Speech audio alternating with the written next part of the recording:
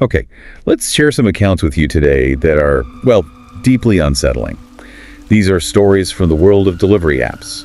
You know, those services a lot of us use pretty much every day for convenience. That took a really terrifying turn for the people involved. Yeah, and what's important to get right away is that these aren't like made-up stories or urban legends. These are actual experiences people described living through. They really reveal these unexpected dangers that can be hidden in what seems like a totally normal everyday thing. We're basically just going to relay these accounts, based on what was shared with us. Absolutely. So we'll start with one from a delivery driver. They were doing it as a side gig, weekends mostly, working in a suburban area. Usually the deliveries were, quick, close by. Just trying to make some extra cash. Right. Pretty standard stuff. Exactly. But then there was this one order. It was a big one, apparently, and it took them way across town. The destination was this house that was just really isolated. The way they described it, it was in this dark cul-de-sac, only 3 houses and 0 streetlights, like a real dead end. And things started going wrong even before they got there. On the drive over, they actually got pulled over for speeding, got a ticket. Just like that, boom, they'd lost more money than they were even going to make that whole night. So, feeling pretty awful, running late, but, still had to finish the delivery. Wow, so already starting off frustrated, Yeah. losing money. That probably adds a layer of pressure just to get the job done, you'd think. Totally. So they finally pull up to this weird, kind of unwelcoming house in this dark spot. They had to knock hard, no doorbell. The door opens, and there's this bald guy. Had a grayish beard, kind of stained brown in the middle, apparently. Yeah. And the driver said right away his whole vibe felt off, like screaming drunk or maybe on drugs. Plus, apparently his breath was terrible and his voice was just loud and obnoxious. Yeah, okay. Definite red flag right there. That immediate sense that something's not quite right with the situation. For sure. And the guy immediately tells the driver, come inside. The driver tried to refuse, held out the food, wanted to keep it quick right at the door. But the man kept insisting. Said he couldn't tip through the app, had to give cash inside. So, against his better judgment, the driver steps just inside with the food. And the second he does, he hears a car pull up outside in the cul-de-sac. And the man instantly slams the front door shut behind him, tells the driver, follow me to the kitchen, put the food down there. That combination, being pulled inside, the door slamming shut, another car arriving, that ramps up the tension fast. It really does. And even though the guy made him super uncomfortable, and the kitchen was described as just disgusting, messy, smelly, the driver just kind of followed him. Put the food on the counter. Then the man points towards the basement door, tells the driver just wait there, upstairs in the kitchen. He shuts the basement door, and the driver hears him stomping down the stairs. So the driver's just standing there feeling incredibly awkward, nervous, pulls out his phone, starts texting a couple of friends like, hey, I'm at this address, weird situation. There's a brief silence from downstairs, and then suddenly, this huge crash. Sounded like a big shelf or something just fell over. And right after, a scream for help. Sounded like the guy was genuinely hurt. Right, that would immediately flip the script in your head. From just feeling weirded out to maybe this is a real emergency. Exactly. So the driver runs over to the basement door, opens it up, looks down, and it's just complete darkness. Pitch black. No light on at all. He calls down, hey, you okay? He can just hear the guy moaning down there in the dark, sounding like he's in pain. Driver asks, where's the light switch? But the man just keeps saying help, over and over. So, okay, the driver pulls out his phone, turns on the flashlight, and starts heading down these stairs. They were apparently really noisy, creaky. He said he got maybe halfway down. Yeah. And the moaning just stopped. Completely. Dead silent. That sudden silence after hearing distress, that's often way creepier than the noise itself. Isn't it? He stopped right there on the stairs, realizing how quiet it got. Asked again, are you still okay? Nothing. So he got this really, really bad feeling in his stomach, like something is seriously wrong here. And then he hears this tiny little cracking sound from near the bottom of the steps, like someone stepped on a pebble on concrete or something. And just then, loud knocking starts up at the front door upstairs. Shatters the tension. The driver just turns and bolts back up the stairs, yanks open the front door. Wow. And you won't believe this, it was the exact same cop who had given him the speeding ticket maybe 5-10 minutes before. The cop standing there holding the driver's papers asking, are these yours? Wow. Talk about timing and an unbelievable coincidence. Seriously unbelievable. Driver grabs his papers, but he's immediately like, oh, so something really weird is happening inside. He quickly explains about the guy downstairs. Seemed hurt, but also super suspicious, and points towards this dark basement door. And you can imagine the cop just switches into gear. Hand goes to his holster, calls down into the basement, gets no real response, sees it's pitch black. pulls out his own flashlight and starts heading down those stairs cautiously. The driver's just waiting at the top. The cop gets to the bottom, kind of disappears from view. And it wasn't long before he hears this commotion yelling. Sounded like the cop was being attacked. And then the sounds changed. The account mentioned a gunshot, followed by cries of pain, but this time they were described as sounding genuine. Yeah. The cop then calls back up, tells the driver, "Come down here, help me get this guy upstairs." Asks the driver to hold the flashlight while he guides the injured man up. The man's coughing and screaming, yelling at the cop the whole time. The cop gets him outside, calls for an ambulance right away. The driver ended up staying for like half an hour giving a witness statement. He said the whole bizarre irony wasn't lost on him. The cop who cost him money earlier might have actually saved his life just by showing up right then. It really underscores how random chance can intersect with escalating danger in these situations. Okay, let's shift to another story. This one's also from a delivery driver. This person sometimes does deliveries, often late at night, and uses a motorcycle. Finds it quicker, apparently. Right, focusing on speed and efficiency. Yeah. So the delivery was for Mexican food. Customer named Ron. Driver gets to the address listed in the app, house #15, rings the bell. An older woman answers. Driver says, delivery for Ronnie. And the woman just looks confused, says, no one named Ronnie lives here. Ooh. So the driver's confused now, too. Apologizes, thinks maybe he messed up the address, walks back to his bike, pulls out his phone, double checks the app. Nope, it definitely says house #15. Okay, so the text says one thing, the reality at the door says another. That's another point where the normal process just breaks down. Exactly. So he figures, okay, gonna contact this Ron guy, tries the call button in the app, goes straight to voicemail, and he tries texting through the app, gets an instant reply. He texts Ron, hey, the address seems wrong. Ron texts back super fast. Oh yeah, sorry about that. Then Ron explains, I don't actually live there. I'm chilling with my friend across the street in the preserve by the fire, and then asks the driver to actually come into the nature preserve and bring the food there. Whoa, okay. That goes from just confusing to, really unusual. Delivery inside a dark nature preserve, off address. The account mentioned Ron offered a big tip, right? Yeah, the driver admitted that played a part. He said he had delivered to, a park near a house once before. So this felt, maybe just a bit weirder, but that promise of a good tip made it seem maybe acceptable, like just an annoying extra step for good pay. Which kind of shows how the job's incentives can sometimes push people to ignore those little warning bells in their head. Totally. So the preserve was gated, but just across from house #15, there happened to be an opening. Driver goes in, follows this dirt trail. The light posts end pretty quickly. After that, just total darkness. He looks around, searching for firelight, sees a faint glow deeper in the woods, starts walking towards it, deeper into the dark. Yeah. As he's walking, he said questions started popping into his head. Why are these guys hanging out here in the middle of the woods? And why expect him to trek all the way out here with their food? That gut instinct's starting to bubble up again. Definitely. When he felt he was close enough to be heard, he yelled out, Ron, a couple times. No answer. Gets right up near the fire and sees something really unsettling. Nobody's there. Yeah. Just the campfire burning away. He second-guessed himself, is this even the right fire? But then thought, come on, how many campfires are likely to be burning in a nature preserve on a random weeknight? Looks around more, sees a tent set up behind the fire, thinks, okay, maybe they're inside the tent, yells, Ron, again, louder this time, right near the tent, taps on it. Ron. Still nothing. Finally, he decides to just unzip the tent flap a little bit, kneels down, and peers inside. He sees someone lying face down, stomach on the sleeping bag, facing away from the opening.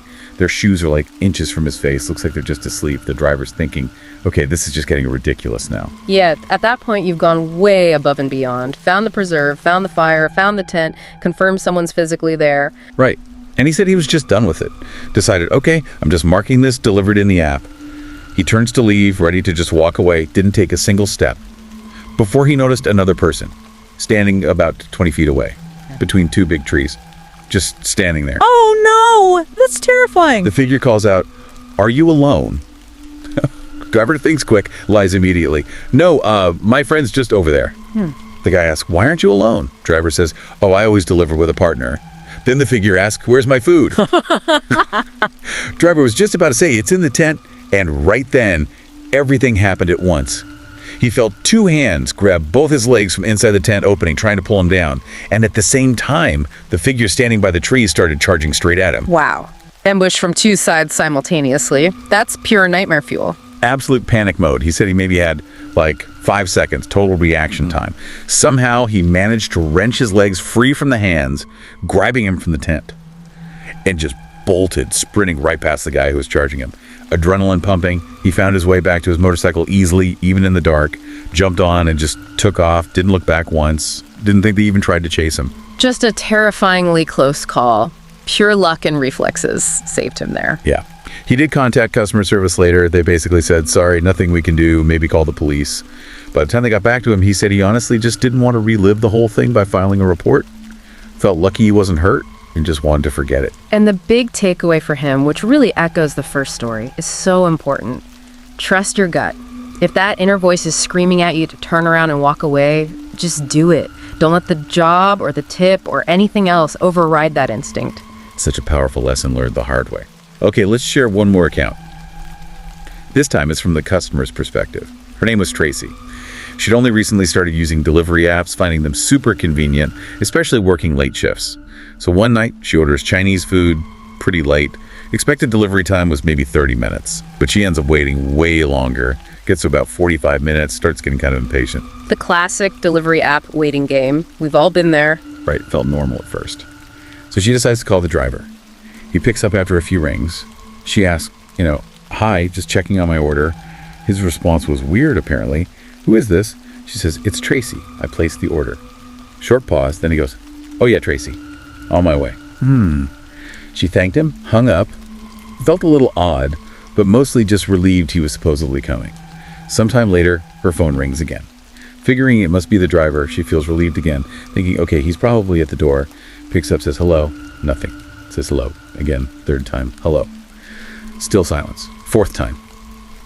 Finally, he speaks, and all he says is, he's outside. Just that. She didn't really know what to make of that. Just said, okay, and described her house again, just in case. And he says something really bizarre and unsettling. He asks her to come outside to get the food. Okay, wait, why wouldn't he just bring it to the door like normal? That's another huge deviation.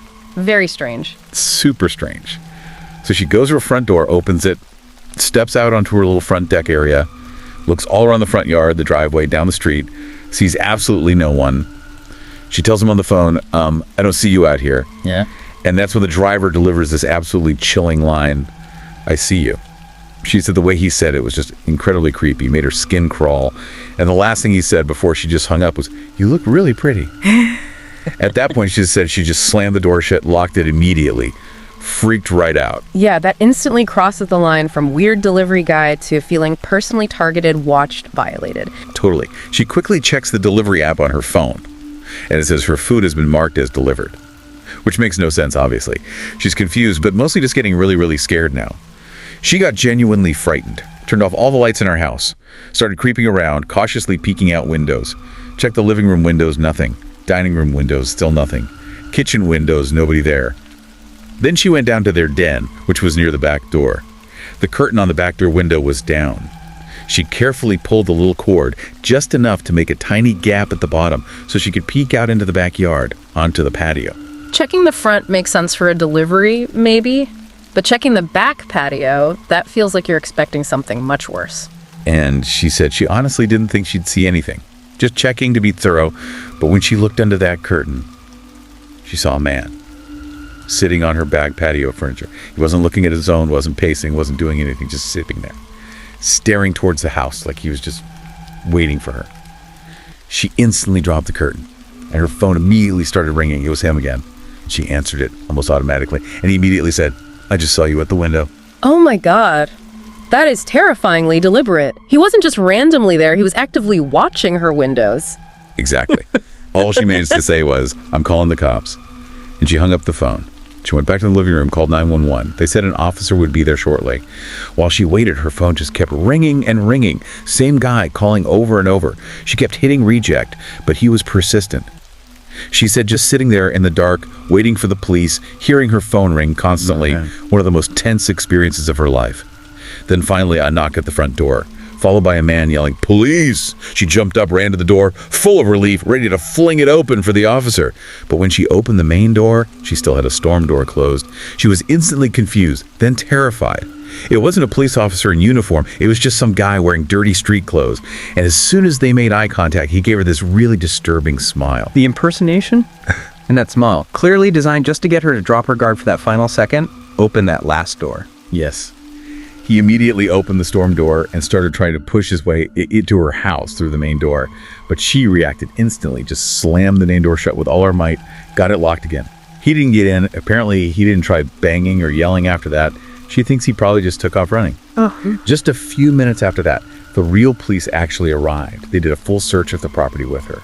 And out on the back patio table, right where she had seen the man sitting, they found his cell phone, left behind. And that's how they started to piece it together, right? Right. The police and Tracy, they looked at the phone's background photo, showed a white guy, maybe with his girlfriend, looked blonde. They figured that was the actual original delivery driver. But Tracy immediately said the man who came to her door, the one who tried to force his way in, was Hispanic, not the guy in the photo. So the theory became the second guy, the attacker, wasn't the driver. He must have somehow gotten hold of the real driver's phone mid-delivery, maybe stole it, maybe intercepted it, and used it to track Tracy's location, knowing the app identified him as the delivery guy coming to her house. Exactly. The police took the phone as evidence, took her full report. As far as she knows, the man never came back. But she said it was, without a doubt, the single scariest experience she's ever had. So when you put these three stories side by side, the basement incident, the preserve encounter, Tracy's ordeal, what really connects them? It's how that expected normal delivery interaction just completely broke down at some point, leading to these really unexpected face-to-face, dangerous situations for both drivers and customers. It really does throw a spotlight on the vulnerability involved, doesn't it? On both sides. You have drivers going into unknown areas, sometimes really isolated spots, and you have customers giving their exact home address to a stranger who's coming right to their door, often when they might be home alone. Right. And the technology itself, the app's designed for convenience. They play this kind of double-edged role, the tracking, the in-app calls, the texts. In these stories, those features were sometimes manipulated or used to actually facilitate the danger, like asking for delivery way out in the woods, or the guy using the stolen phone to find and stalk the customer. It definitely makes you pause and think about that trade-off. We love the convenience, rely on it even. But what are the hidden risks in that interaction with a stranger mediated by an app? Exactly. These accounts really bring that tension right to the surface. They pose a pretty critical question, I think, for all of us, for you listening. As we lean more and more on how easy these delivery apps make things, are we really fully aware of the potential personal safety risks involved? And maybe more importantly, how do you personally navigate that line between wanting convenience and needing to stay cautious? We've just shared some, incredibly unsettling accounts, all stemming from people just trying to use or work for delivery apps. Thank you for listening to these stories with us. And maybe take a moment to think about that question we just raised. How do you find the balance between convenience and personal safety when you use these kinds of services? Goodbye for now.